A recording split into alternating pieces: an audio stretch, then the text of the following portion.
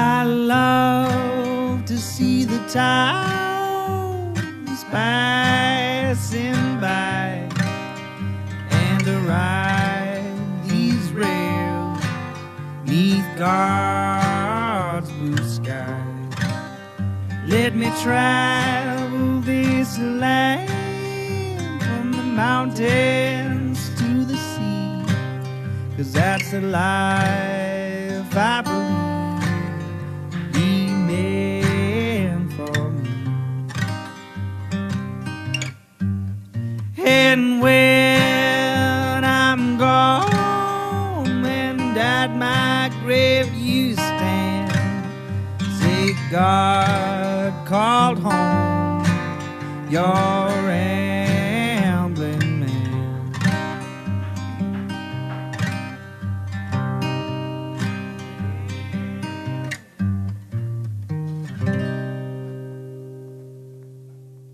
Welcome to Ramblin' Man Podcast episode number 138. This one's with Amanda Pruitt Neipris, and we talk about her pathway to art. It was a great talk. I met Amanda, I think, through Instagram, and she was a part of an illustrators group that I helped start. Very talented illustrator. She recently worked on a children's book based on E.T. But if you'd like to find out more information about Amanda, visit her website at apncreates.com. And from there are links to her social media, and be sure to give her a follow on those too. I appreciate Amanda for being on.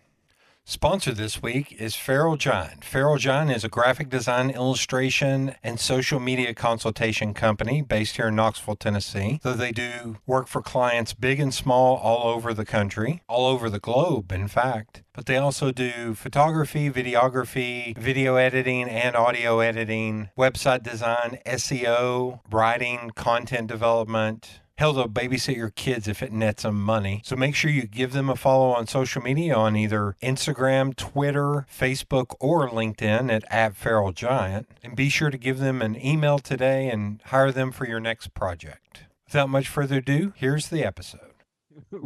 Where are you originally from? I'm from Searcy, Arkansas. Central Arkansas would be fine. Okay. I'm trying to remember if we had this conversation before about. We may not have. Okay, because I'm trying to remember. I went and visited a friend of mine who lives in Arkansas, and he lived, I think it was like an hour north of Little Rock. And I had to get off on a highway to go up there, and it was the small, like, square downtown. Mm-hmm. So I wonder if it was. I had to pass Bald Knob because I remember stopping and taking a picture of Bald Knob. Sir, if you're going from Little Rock up, you would pass Searcy before you hit Bald Knob. Okay, so it was something else above that. Mm-hmm. Okay. Yeah, Arkansas is driving from Memphis to Arkansas or to where he was at was a trip because it was very desolate and very. Yeah, it is. It is a bleak drive from Memphis to Little Rock. I was like, I do not want to be driving this at night because there are no lights and I'm going to hit something and holy hell. So, Okay. So Searcy, Arkansas, how was that a small town or was that like a medium-sized town? Was there a school there? Yeah. So it was between 20 and 25,000. It exists largely because of Harding University, which is where my parents taught and where I went for undergrad. Okay. So what did they teach there? My dad taught kinesiology. They're both retired now. Okay. So he taught people who wanted to be educators in physical education. So like PE teachers, people who wanted to be coaches, people who needed to get certified. I think also every academic person had to take his class eventually. Regardless of coordination levels. Then my mom was the head of a program for people who were coming to college with lower test scores, but they were still admitted and they had to take some extra classes. So, it was like a mix of people who just needed that academic push, plus like international people who didn't know English that well. So it helped, level them up a bit. Had they always been educators? Oh yeah. Okay. So education was a huge thing when you were a kid. Oh yeah. I mean, I. Do you have any Yeah. brothers or sisters? No, only child. Okay. No, I would walk to my dad's office every day after school. So, yeah. And education was a big thing. Like, was there a track that you were on when you were younger? Like to something you thought you would be when you were younger? I mean, honestly, so I mean, my dad again was really involved in sports and education in that piece, and so I always loved sports. So I really thought I was going to be a sports writer, and that's what I did all through college, and that's how I got to University of Tennessee, because I joined their sports information office, which is basically what I was doing, but for a school, and then.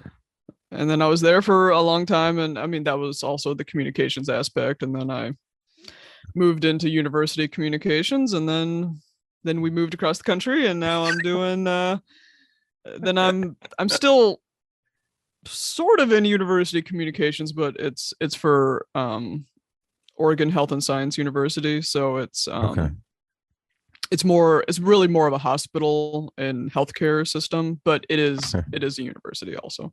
Okay. What is your degree in? What would that be? So my undergrad is in sports journalism. Print journalism, which is funny because I'm pretty sure that title does not exist now, and that was probably in the final years of that existing. Print now may be in air quotes. Yes. So journalism, and then I did get a master's degree because I was a graduate. I was a graduate assistant at Tennessee.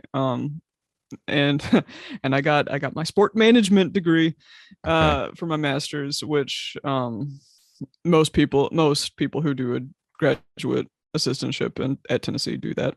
So okay. What sports management? Now, is that like, I'm assuming that is not like being an agent for athletes, or is that? It can really be anything. There's a lot of different classes you can take for it. There's a lot of people who want to be coaches that get into it. I do think a lot of the classes seem tailored for people who want to kind of run and manage either organizations or events. Because there's just there's so much like people management and athlete management, and make sure the coaches are, the coaches know what they need to know, and there's just, sports are, kind of a 3-ring circus, so there's a lot of training involved with that. But really, most people in that program, which is really a very highly regarded program nationally, most people are in the athletic department, so you take really what you're learning in class, straight out to whatever it is you're doing. Like, we had a class where the textbook was the NCAA rule book, so the 1,200 pages of stuff. Yeah. I grew up playing at ballparks, like rec league ballparks and stuff, but then I started keeping score when I was in middle school, because God forbid in my household I not have a job at age 11. And then it got to a point when I was in high school, like, you could make more money being an umpire in baseball or a ref in basketball. So I went through the umpire training school, and I was like the youngest person. I was 15, 16 maybe, and I was the youngest person by easily 30 years, maybe 40. It was hilarious. But the books on how to be an umpire was absolutely insane. So I can't imagine an NCAA rule book. I mean, there's a lot just about the odd things you can't do, which have changed a lot since the name, image, likeness rules were passed a couple of years ago. But it's a lot of things you're allowed to give athletes and things you're not allowed to give athletes. At the time, I feel at the time you were allowed to give athletes bagels, but they couldn't have cream cheese for some reason. It was a real thing, and that has since changed. You're allowed to have both, and maybe some peanut butter and jelly too. But the rules used to be very, very interesting and specific. But only store brand, no name brand. That's hilarious. So there was a buddy of mine that he did the graphic design program at UT, and he was like, man, he worked during the day and took night class. He was like, every time I leave, every time I pass where the football players stay, I can spell steak and shrimp every night.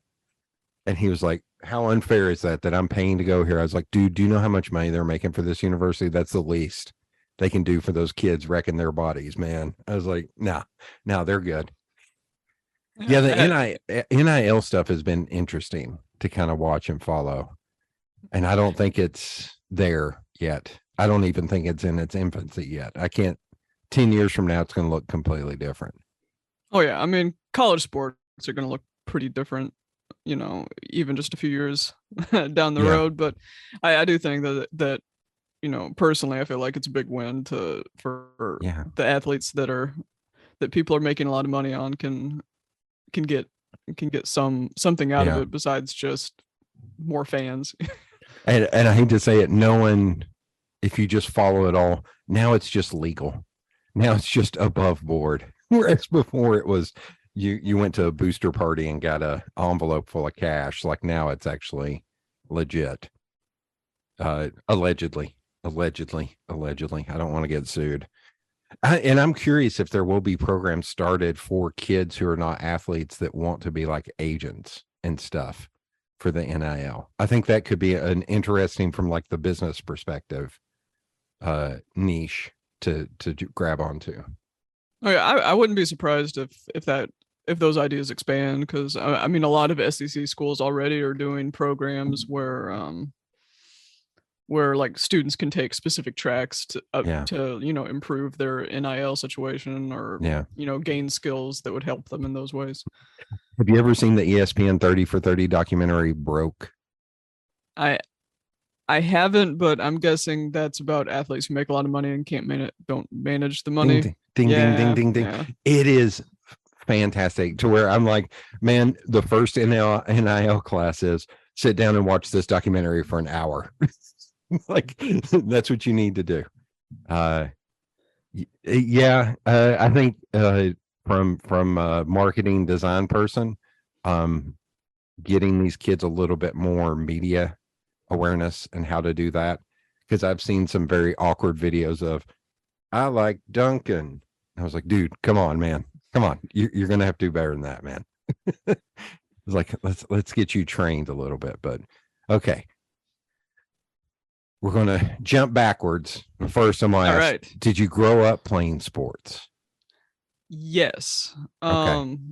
I mean, my dad's office was a gymnasium, so there was nothing I didn't, kick or throw or try to jump over. He was when I was when we first moved to Arkansas, so I was like 2 until I was probably like 10 or 12. My dad was the intramural director at Harding University, so he was watching normal college kids play sports every single night, making sure they're okay. So I wasn't there all the time, but I'd occasionally get to see some mid-level softball and track and that kind of thing. But I mean, I was around sports all the time, and we watched on TV. Apparently, one of my earliest, not words, but my earliest request to watch television was the Olympics when I was 2. And my parents always remind me of that. But running track was my main sport that I did, but I also, played soccer and basketball and did a little bit of softball up to a certain level. Okay. I'm trying to think. Let's see. A lot of good football players have come out of Arkansas high school system.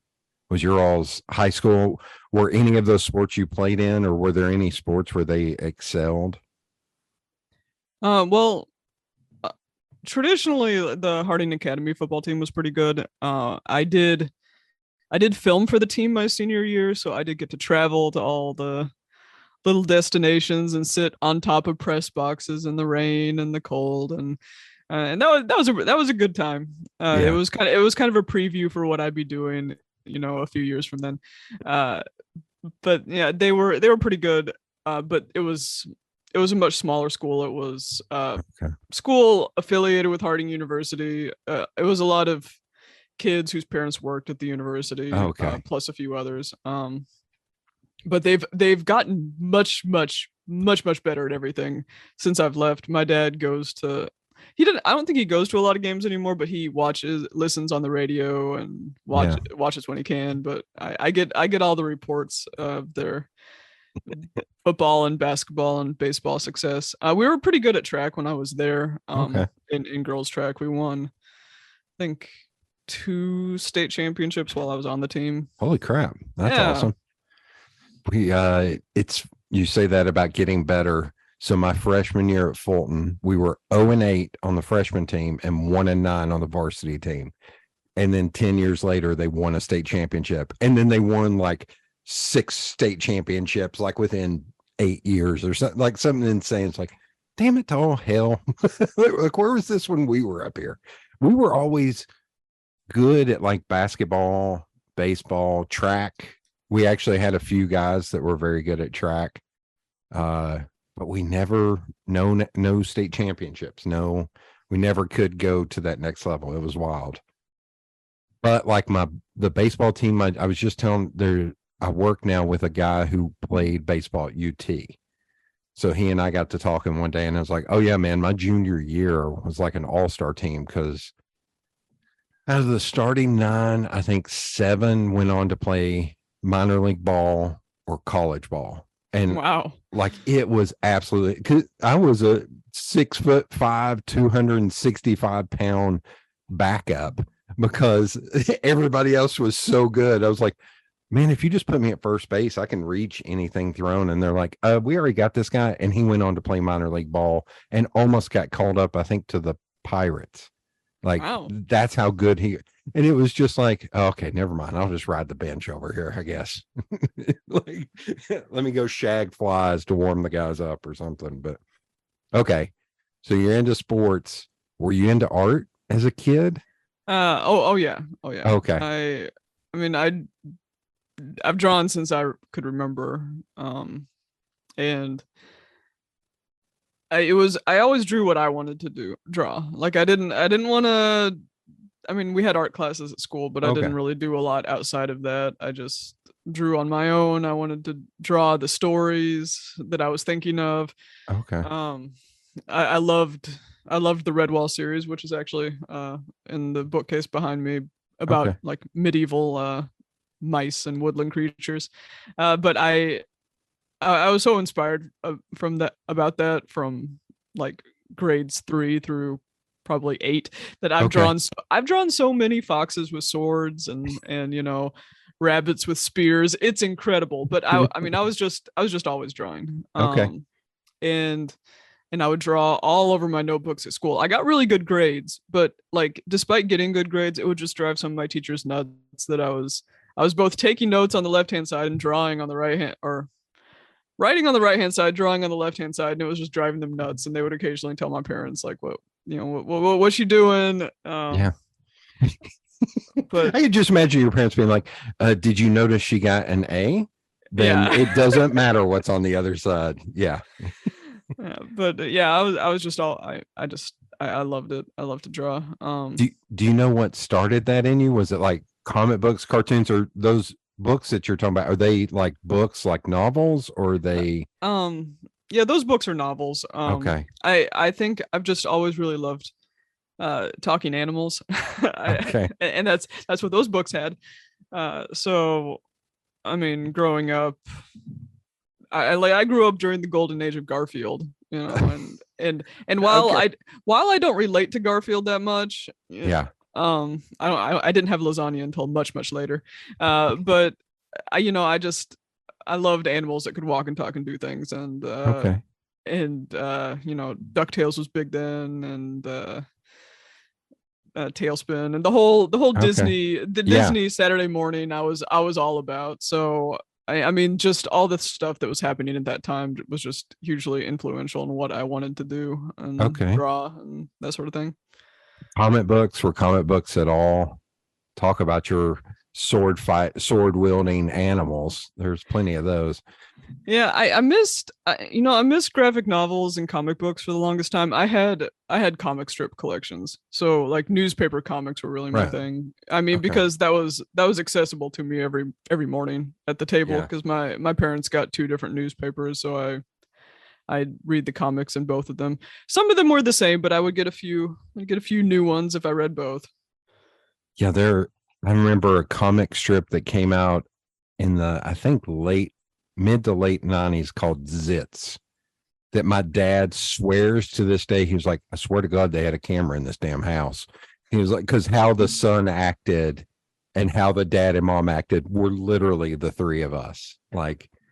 It was, he was like, it's like, read this. He's like, can you believe we just said this last week? I was like, yeah, Dad.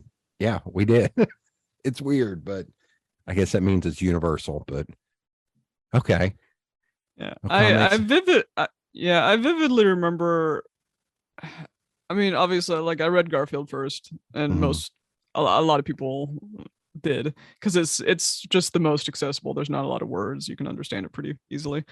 But and then Peanuts too. But I remembered whenever I'd go to my grandparents' house, my grandpa had a few Far Side books, and Oh, I think I probably understood about 20% of them at the beginning, but I'd keep reading them and looking at them, and they stop and make you wonder for a bit, and it was just kind of interesting, I guess. yeah.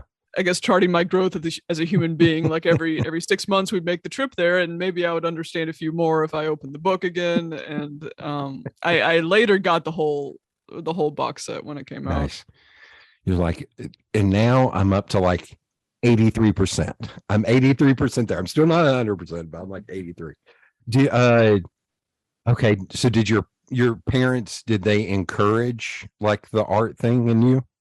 Oh yeah, oh yeah. I Okay. mean, they were cool with, for whatever reason, I like to draw in the bathroom area before the toilet area. Like we had it was Oh, separate, so there were like two sinks and this huge counter, and I would get on an exercise ball that my dad got at a sports conference, and I'd sit on that and draw there for hours and hours and hours. It wasn't until I think junior high or high school that we got a desk in my bedroom. I mean, just because I just love drawing there. because they saw you walking around like this, like a turtle, like a shell from hunched. Man, to be a kid again, to be able to do Mhm. that and not hurt the next day. Okay, so they encouraged it. Were either of them kind of into art or artsy? My mom drew, I mean, and would take classes Okay. a lot. I think she kind of wants to get back into that a little bit. My dad not as much, but I mean they were always very encouraging of the arts. Okay. My mom's family also has a bunch of artists in it. I've got a cousin who I think did an internship with Marvel at some point, Oh and wow. another cousin he's a professional potter now. He's both a professor and then has his own studio work. Okay. And then another cousin is a professional musician, so they all do their own art stuff, and They understood. it's all very impressive. Okay. Do you remember like the first piece or artist that made you kind of stand up and take notice, or was it something in one of those books that just unlocked something in your brain to where you had to draw? I'm talking about these fighting mice and things, but Yeah. like the most, and I don't know why that always just kind of rang true with me. I don't, I've never seen real mice, fight with anything. But I I was blown away as a young child, I don't know what age, by the movie The Secret of Nim, which was in theaters way before I could watch it, so it was a VHS rental. But I would I would rent that and watch it and rewind it and watch it again, and I don't know.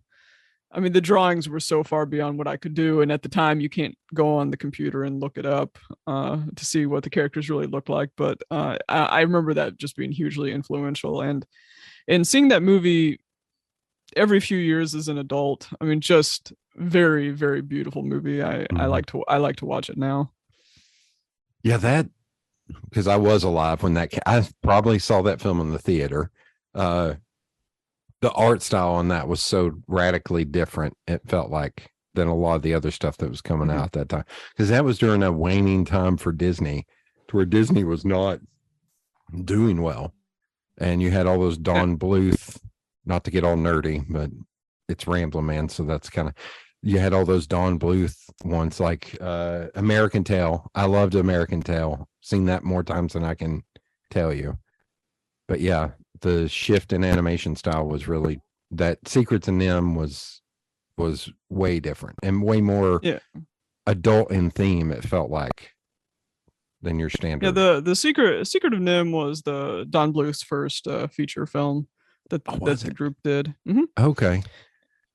I ended up every once in a while I will go down a rabbit hole on a wiki page, and I read Don Bluth's wiki page from beginning to end, and it was all just fascinating hearing his story.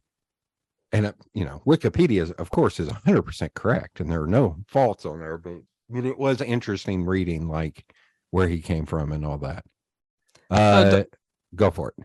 I was gonna say, Don Bluth still teaches like either art seminars or like animation seminars. He's in his, I think, mid-late 90s, but he's still doing whatever work he can do right now. That's amazing.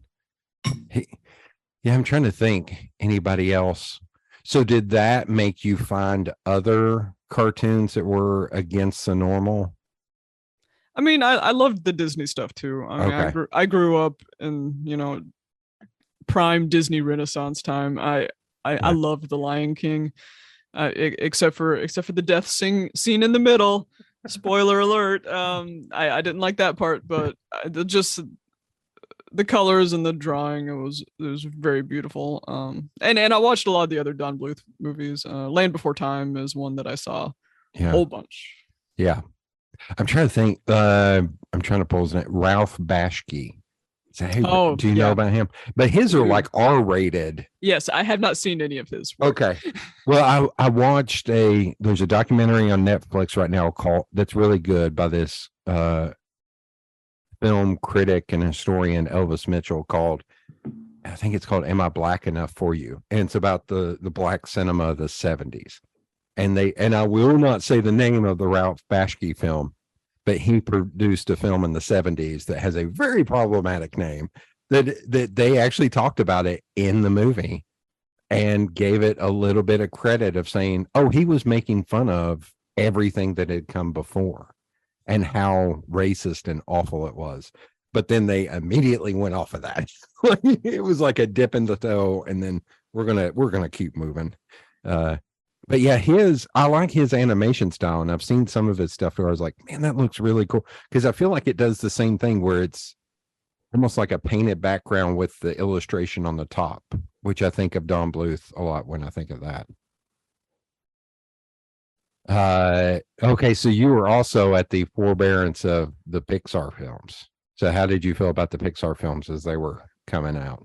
Pixar is something that I've watched a lot more as I've been older, because I felt like that was a great betrayal of against the things I wanted to see, which were talking animals and not talking toys.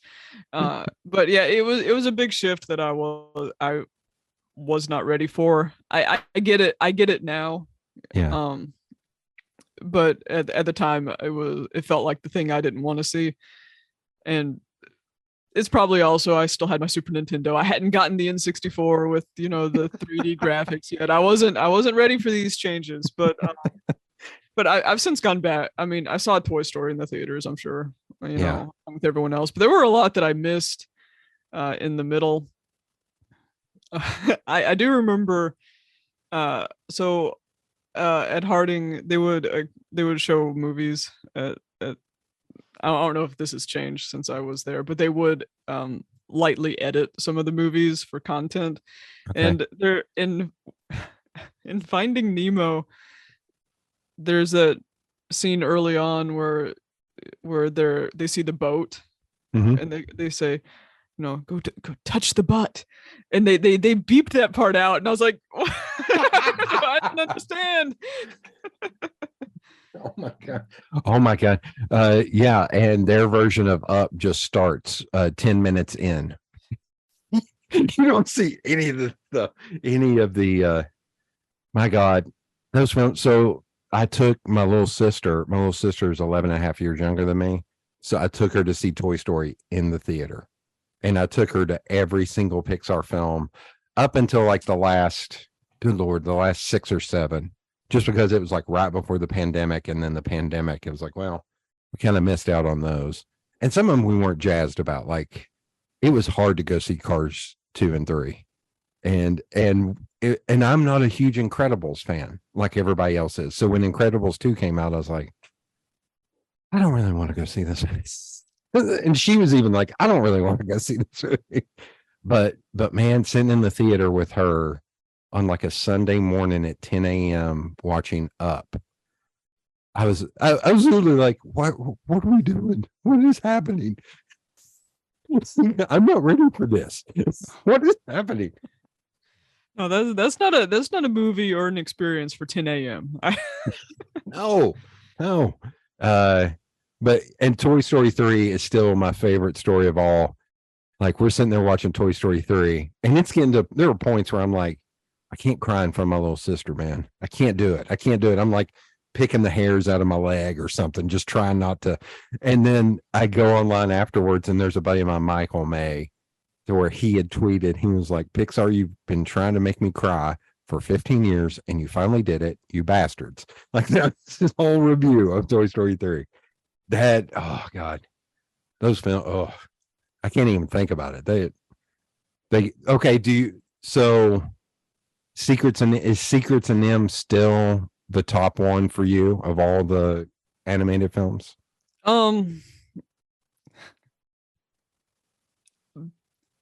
Maybe for sentimental reasons. I would say the movie that has blown me away the most in the last decade, which we have now bought twice, both in Blu-ray and then we found it on 4K, is Spider-Man Into the Spider-Verse, because that is the movie that like feels like it's combining like the traditional animation with the incredible things that they can do in 3D, and it's really pushed the envelope for what the movies can look like. And just the colors and the animation is just really incredible. I mean, it was very exciting to see in the theaters, but we now have an LED, the Hue LED strip behind the TV, and there's so many bright colors that you watch it at night, and it just, I mean, it illuminates the whole wall. Very excited for the sequels to come out. I think there's 2. So I hope they re-release the first one in the theaters before they do that, because stupid me didn't see it in the theaters, and then I watched it at home, and I didn't like it the first time I saw it. But then for whatever reason, it stuck with me, and I watched it like 6 more times in the next like month. And I was like, holy crap, man, this is ridiculous.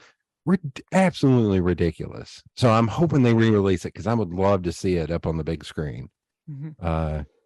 Okay. Did you get into any of the Miyazaki, any of that kind of filmmaking? Yeah, I mean, I had my big time anime period, I think, as most people do, and I feel like anymore, if you look online and watch artists grow, like ages like 12 through 16, 17, it's like all anime. Like almost everyone anymore has this very anime period, and you look at it and you're like, oh, I know what you've been watching. I don't know exactly what show you've been watching, but I know you've been watching something. And so, I mean, my art looked very anime for a while. I loved it. I mean, the Miyazaki movies, I haven't seen all of them. I don't claim to be an expert. I do remember watching Princess Mononoke before I was probably a little bit old enough to to be cool with the violence. in some parts of the movie, but that's a beautiful film. I saw two or three of those in the art house cinema here at Downtown West. Man, so back in the when did you move to Knoxville? What year? 2009. So you kind of were at the tail end of Downtown West's peak.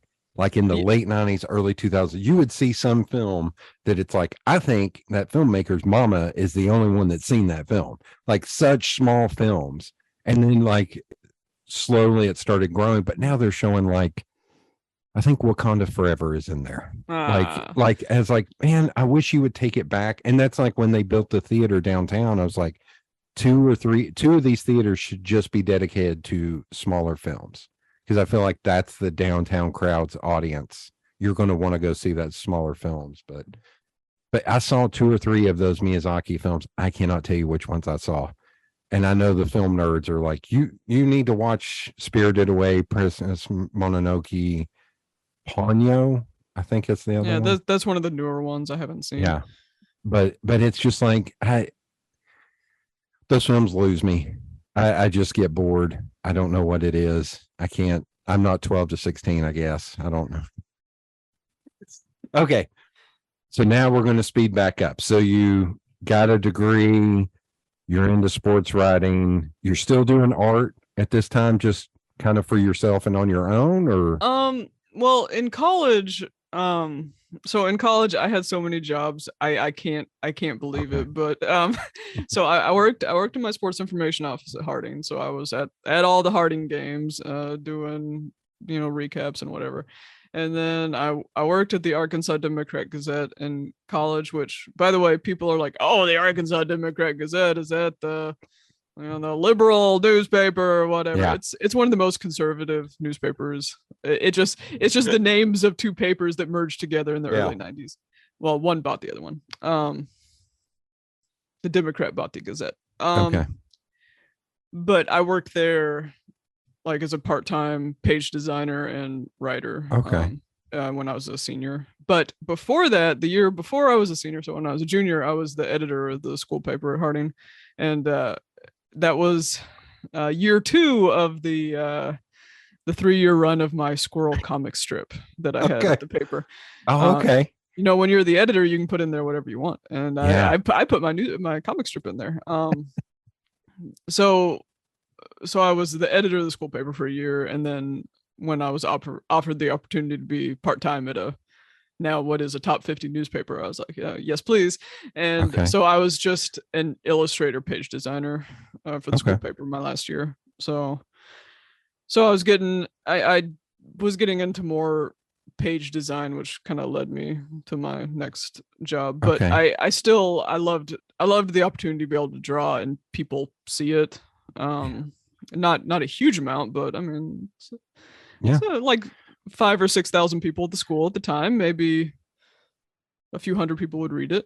You can put published in front of the term artist on your CV. Yeah. Okay, so you got into that. Were a lot of those still by hand, or were they digital? All by hand. All by hand. Okay. Mm-hmm. So what you seem to use more digital now. Mm-hmm. What was it that made you make kind of the switch? Well, it was kind of, so when I got to Tennessee, I basically didn't draw for probably 5 or 6 years. And it was kind of feeling like, well, that part of my life is over. I'm very, very busy. Working in sports is very, very, very, very busy. Especially somewhere like UT. Yes. And so I mean, it's one of the things like that job was some of the most fun. It's probably the most fun I'll ever have professionally, but also some of the most difficult and trying times I'm ever going to have at a job. And it could be any one of those during the year, but I did take a big break. But then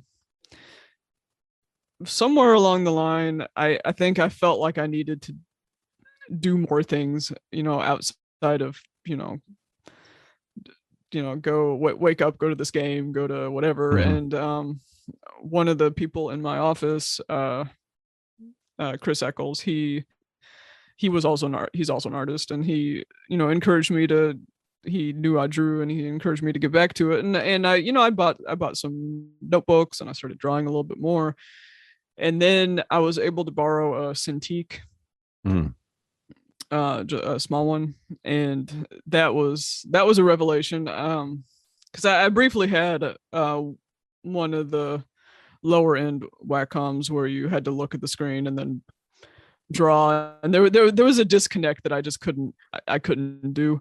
Where the pad was like the size of a mouse pad, or the track pad on the big, it was so small. Yeah. The one I had was like the size, the area was a little bit bigger than that, but it was a disconnect that I right. It's hard to get around, and it's really impressive, the people who like that's all they have and they can do incredible things. I didn't pass the period of time that you have to get to before that's a natural process.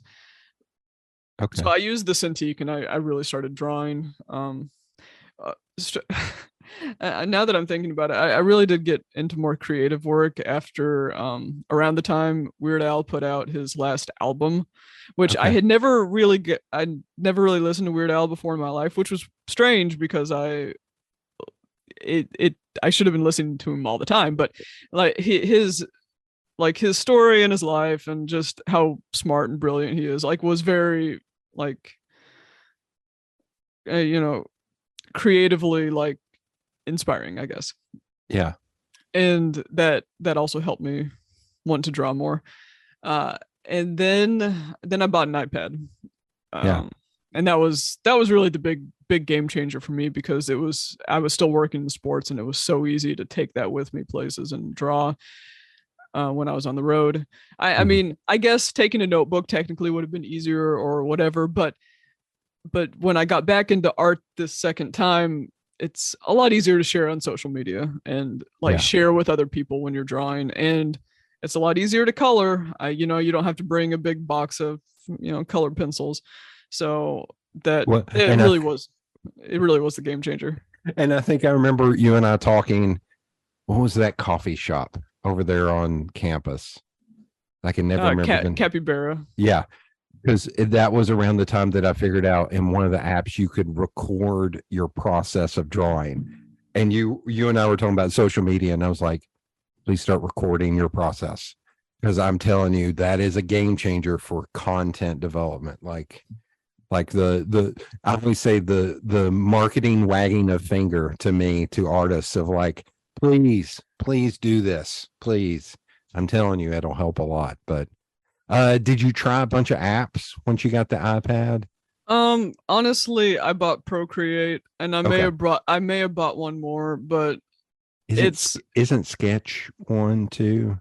I think so, but okay, but Procreate just I sort of would like to see Adobe Fresco now. But Procreate has done such, because I still have an Adobe license, but Procreate has just done such an amazing job of like, here's like $15-20 for the program, which is not much, and at least as of now, like, we'll support it forever. And they've made some incredible updates in the 5 or so years that I've had an iPad. And there are so many talented people that create brushes and tools for the program that you can buy. So while I have spent $20 on Procreate, I have spent a lot of money on other tools that make the art possible. So I've made other companies rich. How much has Dustin from Retro Supply made off of you? Oh, a lot. He is, because I remember I think I met him at a conference one time, and I was like, oh yeah, dude. It was like, I was like, I know a lot of people have given you a lot of money. It was like, oh yeah, I thank them. I think I'd bought like fonts and stuff off of him before, typefaces. I don't think I could.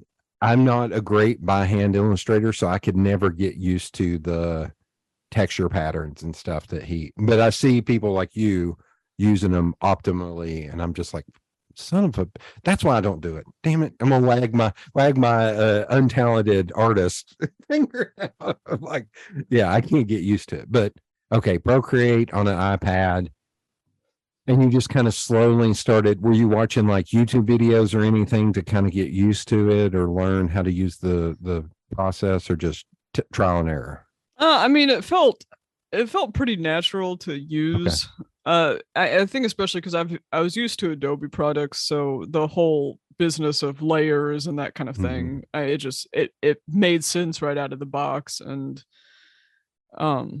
honestly, Retro Supply, we just talked about them. I mean, they do have a lot of resources on their website, and once I found Retro Supply, I'd always wanted to draw in this older style, but like I was either not looking at the resources or not knowing how, and I just happened to find their website on a Google search, and it really clicked once I bought some brushes. It somehow, like, it just totally changed my art and kind of my direction.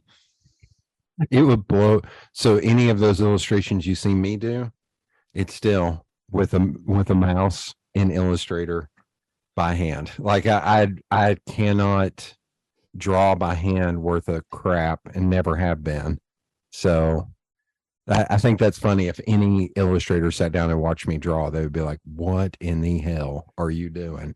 It's like, this is easier for me, man. That's just, I can't explain. So do you go back and draw by hand anymore, or is it, what do you think the percentage is, hand, Procreate? Oh, it's probably 95% digital. I mean, I guess it'd be nice to step back. I do. So now that I've lived in Oregon for a couple of years, there is a really neat risograph studio in town, which is an old Japanese printing technique where it's 2 or 3 colors, and that is really close to like the art I want to produce and print. So I went to a little workshop there where we drew things very quickly, and you only had about 20 minutes to create something, and that was stressful. But I do want to go back there with some digital files and do some printing there. So I feel like that's a nice way of getting into more physical media, because there's a definite like tactile thing about that, because it's going to mess up the layers. It's not all going to be exact, and I really do like that. Okay. Is that, well, you just said it was stressful about having it, but do you feel like that may be more relaxing because it's more creating art for art's sake than it is you have a deadline and a look you have to do? Yeah, I would say so. I mean, I also like deadlines, because I have my day job, but I also have done an increasing amount of freelance work the last 3 years, I would say. Look at that. This segue is going to be so. Speaking of freelance work, look at this. So you recently promoted that you did let me see if I get this title correctly. Everything I learned from E.T. the Extraterrestrial.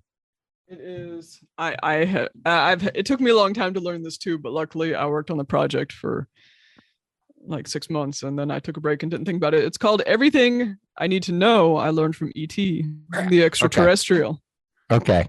There you go. So I will tell you, I bought a copy specifically to give to my friends Brent and Megan Wall, their little daughter Willow, and she has requested to read it every single night since I gave it to him. Oh, that's awesome. She is enjoying it. And there was something he texted me the other night. He was like, oh, we asked her to do one thing, and she was like, no, I want to read the ET book again.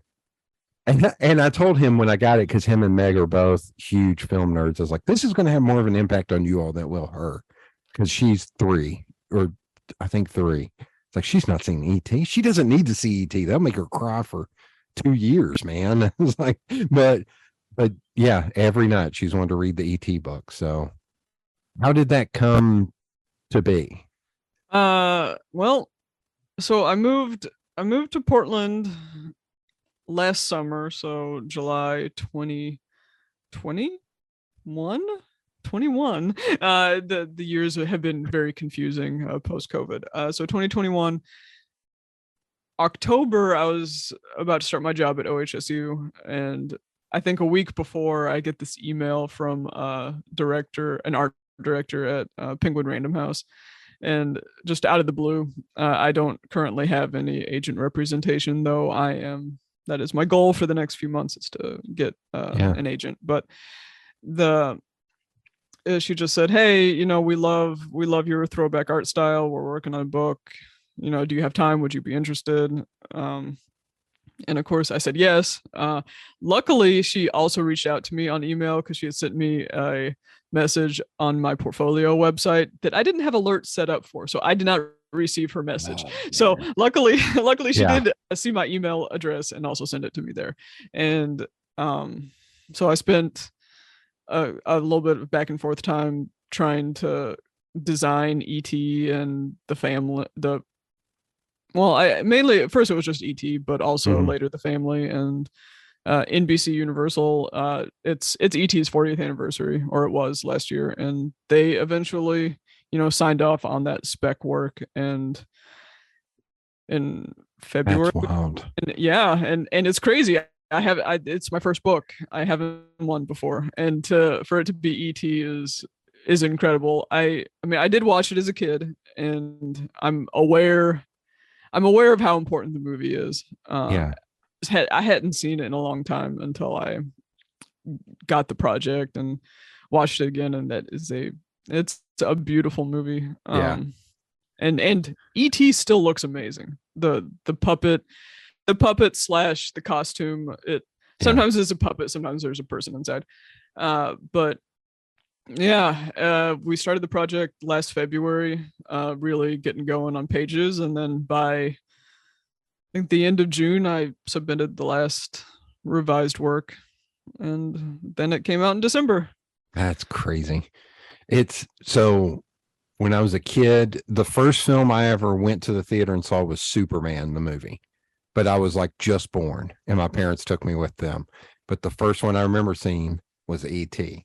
And I just remember standing out in the parking lot, uncontrollably crying for like 5 minutes. And my parents being like, it's okay. He got to go home. Spoiler alert. He got to go home to his family. But you wanted Elliot to go with him? I can't remember. I was 3, I think. So God, there I just said Willow shouldn't be seeing ET, and I saw it when I was 3. So I don't know. Okay, so it came. So has it? This may be a weird question. Has it sank into you yet? Like the size of like that? Because that's a BFD. That's a big deal. Like that. Yeah, amazing. It really is just. I mean, it's just crazy. It was almost when I was working on the project, and people were like, "Well, what are you drawing?" And I mean, it's not like I couldn't say what I was working on. Like, I'm working on this ET book, but it's weird. It was just weird to say out loud, and I always it always kind of felt like I would jinx it. Like, if I say it out loud, so karma is gonna say, "Oh no, the book is." No, the project's dead. We're sorry. Steven Spielberg's going to swoop in and be like, no. I want to do the art for that. Not this random person in Portland. Like, no. Yeah, but I mean, it was a really great experience, and I think just the funny thing is, I knew I had been producing some of my best art for the project, and then I just had to sit around and think about it for 6 months, and then it was out, which I know is the way books are a lot. Yeah. I think some artists do a book and then they don't see it again for a year, sometimes multiple years. Yeah, that process is insane. See, now again, the marketing PR guy's like, okay, now how do we get your book into Drew? Because Drew Barrymore has a TV show. Let's make this thing a New York Times bestseller. Let's, let's get her to get Henry Thomas back on and blow this thing up. So you can do what would be the next one to do? Jaws, the book. Yeah. I've actually heard that suggestion, or everything I learned from like the Velociraptor in Jurassic Park, good life lessons. Just call me when you do the Close Encounters of the Third Kind book. That's Right. that's the book I want. I will tell you, I went back and watched that film. This has been like 7 or 8 years ago. That film is ridiculous on how good and artistic art artistically integral that film is. Mhm. Like it's just such a wild film that he made Jaws, and then he made Close Encounters, and it was just like, this is insane. This film's insane. Like it's absolutely nuts. Yeah, I think the thing about Spielberg, it feels like, because this is, I think, just how I felt kind of in the background growing up and not really thinking about it, but Yeah. he's just so widely watched and so widely known that you forget that he's also like a masterful filmmaker, because you just Yeah. because it's not like he's making art house movies. All his movies are, you know, Yeah. big in the theater movies, and it's really easy to be reminded of it watching the classics, but also watching his new stuff too. I haven't been able to see the Fablemans yet, just because Yeah. it's not been at the theater I want to go to closest to me in Portland. But Oh, okay. well, we'll be watching it soon on our OLED. Oh yeah. Uh, Oh, I wait, can't wait to see the light show for the Fable. yeah, It'll be all muted tone. yes, but still, we like the sound system and people not Yeah. interrupting us while we're watching. Yeah. But Oh, so I'm gonna tell you a funny little side about that. So it was still in the pandemic, but my buddy and I went and saw the Batman in the theater. Oh, yeah. It's like, I want to see this on the big screen. And so we were like, let's go Monday night of opening weekend. No one will be there. Wrong. It was all damn college kids, and it was during the middle of basketball. So there were like 4 kids in front of us that kept checking scores, and there was a couple behind us that had running commentary the whole time. The fact that I didn't get up and start beating people over the head with my 64-ounce Pepsi. Sorry, Regal does Pepsi now. yeah. Pepsi is a miracle. I was so angry during that screening because it was like, what? It's a Monday night. Why is it sold out? Like, yeah. So I feel you on that. Yeah.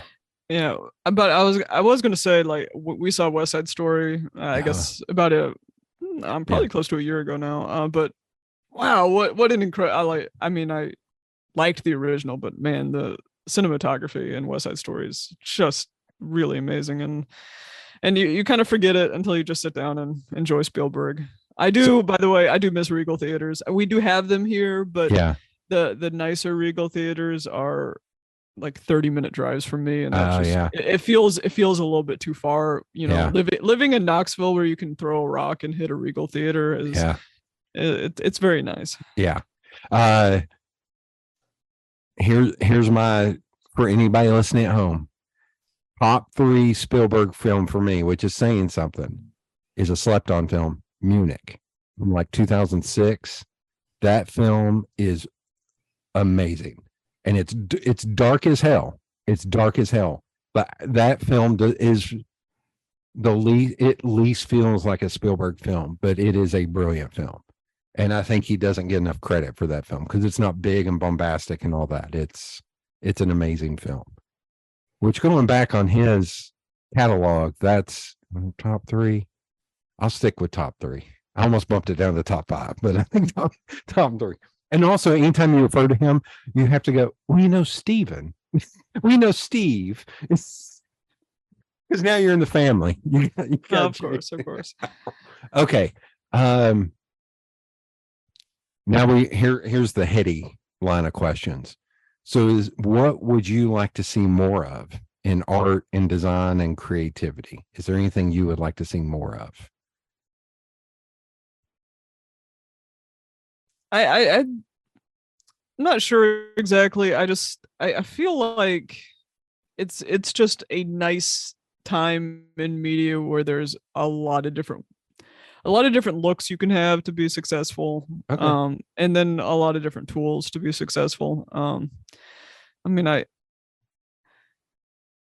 It feels like things will change for whatever AI stuff is happening, which I know there's a lot of fear about, and I haven't done personally a lot of big thoughts about it, because thankfully my art is nothing like the art that's coming out of the AI brain right now. But I mean, that world seems to be changing very quickly.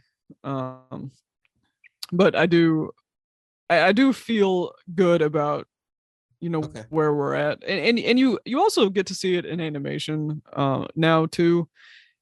The bad part is there are only like 3 companies making these big movies now, which is a big bummer. But movies don't all look like, this is what a Disney princess looks like, and everyone looks like the Disney princess. You're starting to get characters with more shapes and more angles, and I just love that. There's a lot more, feels like a lot more originality, and that's been the case in watching cartoons in this.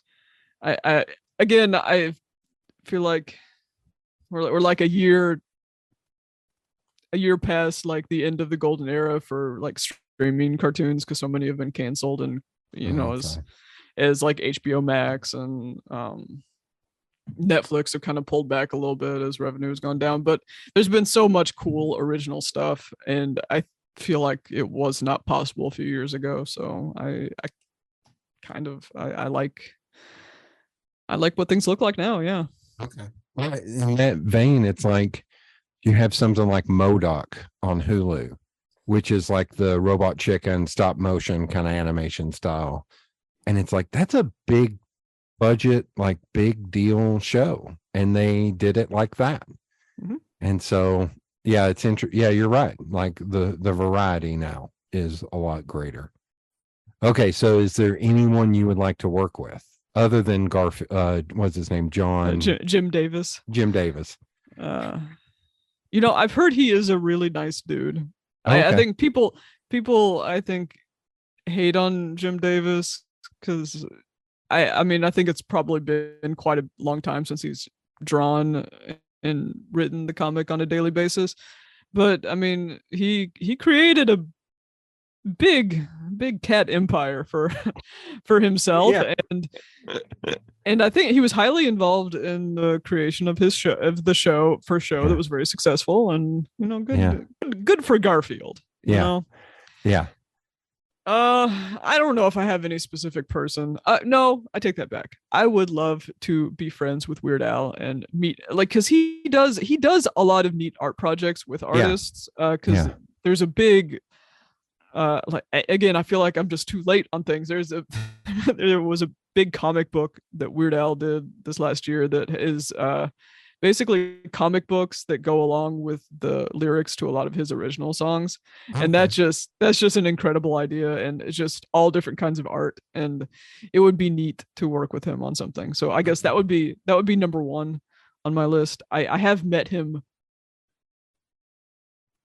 twice after concerts because I paid the money and I said hi, and and that was pretty cool. His live show is one of the best live shows I've ever seen in my life. Like, it's absolutely nuts.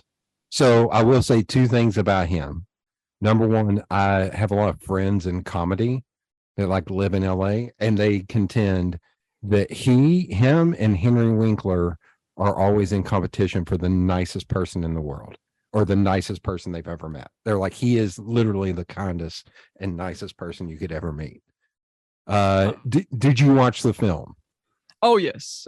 We watched it. We weren't able to watch it opening night because we had a power outage, but we watched it the day after opening night. Yeah. That film, holy hell. The stuff they did in that film was just, and what's funny is then I got on Twitter and started looking, and people were like, man, he was a badass in the 80s. I was like, it's all a joke. It's all a joke.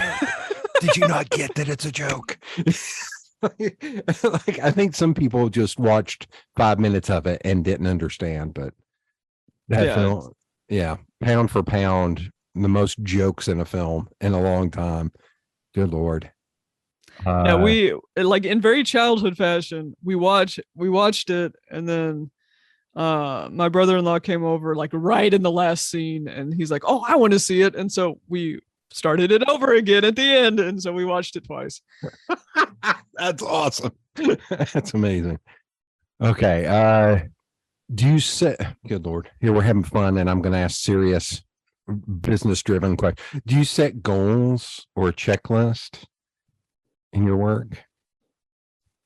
I think it's, for me, I'm trying to do less of a and this is in all phases of life, like less of a checklist and more of a list of what do I want to do more of.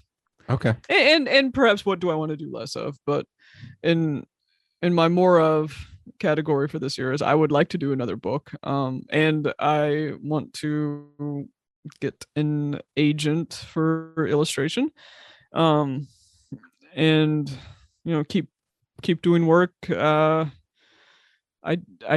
do some work for Retronauts, which is a retro video game podcast, and I'm starting to get to do more covers again, because some people sign up for covers too fast, and I can't get to them in time. Okay, but I do have a few coming up that I'm excited about, and yeah, I want to do more art. I do want to do more of my own stuff, outside of doing freelance work, because I just want to keep developing.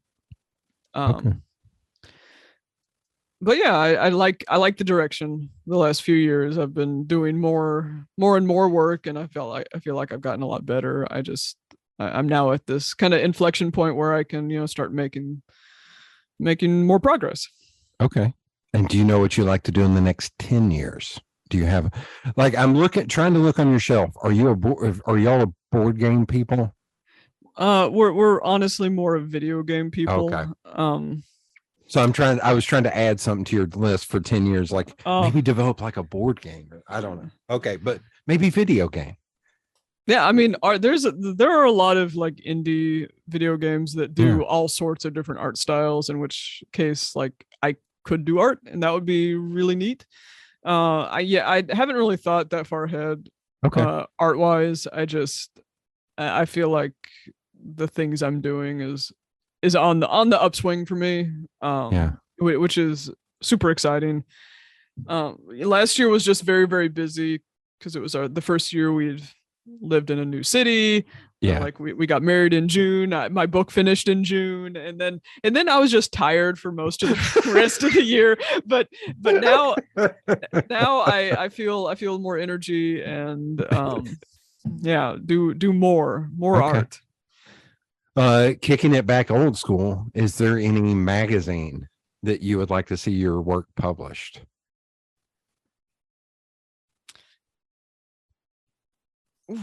Although how many magazines are still I'm thinking about what magazines exist. It would be really cool to, I mean, I don't do art that they would use, but like to do a Game Informer cover, because that's like one of the last, like it's like the last big video game magazine. Okay. That would be neat. Okay. Because they do, their covers are usually by the game creators, and they're very, very good, and they're on both the back and the front, so you get this cool like double truck when you pull it out. Yeah.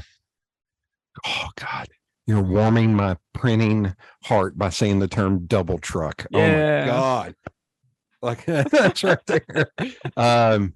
Okay, final question is, if you could talk to the 14-year-old version of yourself, what would you tell them?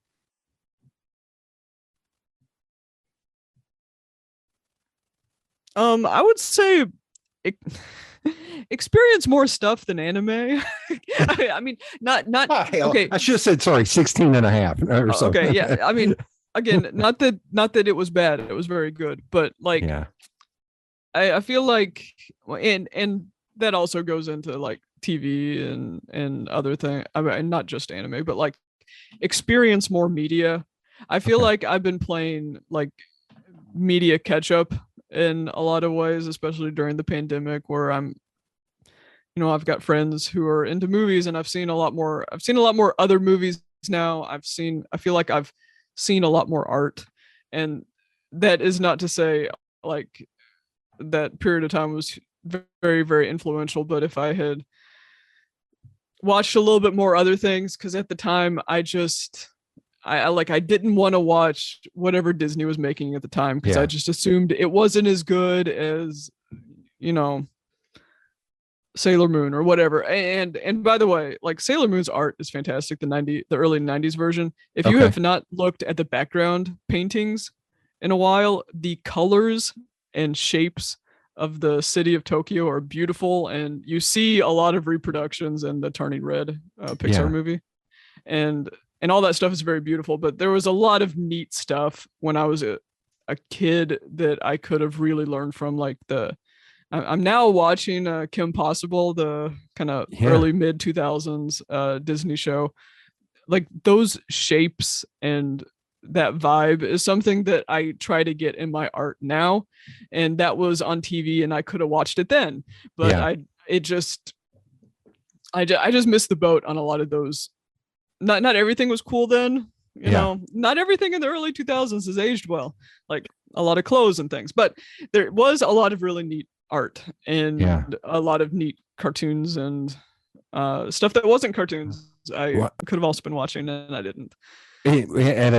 In that time, I'm older than you, so at that time when it was not cool, where the cool thing to do was watch the Adult Swim stuff, like C Lab 2021, all that. The one that stuck out to me was Samurai Jack, because I thought the art style and everything on Samurai Jack was so unique and interesting that I tore through that, even though I was like, I gotta hide this because it's not cool.